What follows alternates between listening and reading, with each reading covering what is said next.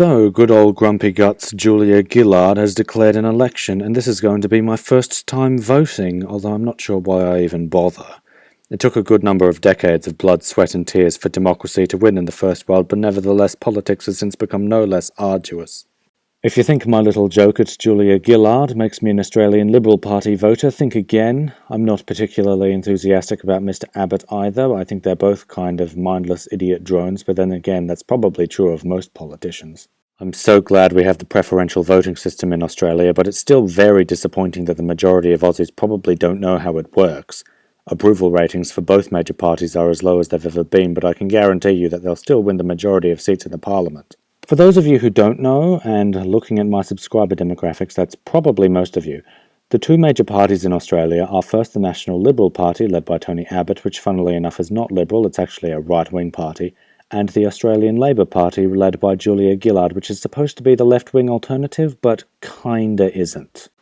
So, yeah, our two major parties are basically our own little Democrat and Republican binary. The only difference being is that instead of perpetually yelling at each other about healthcare and abortion, our two major leaders either won't shut up about moving forward, or perpetually embarrass themselves on national television every time another word dribbles out of their stupid, inexhaustible mouth. I hate the Australian right wing. At least the American right wing is good for a laugh when someone like Todd Akin goes on television and boasts his superior scientific intellect to the entire world. Australian right-wingers aren't as stupid as the American ones, so every time they say something tactfully misinforming, it only serves to make my day worse. The alternative parties aren't a promising lineup either. The only real strong left-wing alternative is the Greens Party, but they were crippled by John Howard, who declared to Australia that a Greens vote is a wasted vote. Mind that this is the same John Howard that said allowing bosses to stamp all over their employees is great for workers' rights, and that we shouldn't take refugees from other countries because all those dirty, dark-skinned foreigners throw their children into the sea. Seriously, he said that. Another alternative is the Australian Sex Party, and when I first saw them I thought highly of them, but no, as it turns out they're a political sex party, whatever that is. I would like to say that I have a firm understanding of the current issues facing my country, however, at this point I don't think anyone in Australia does. For the past few years, Julia and Tony haven't really accomplished much.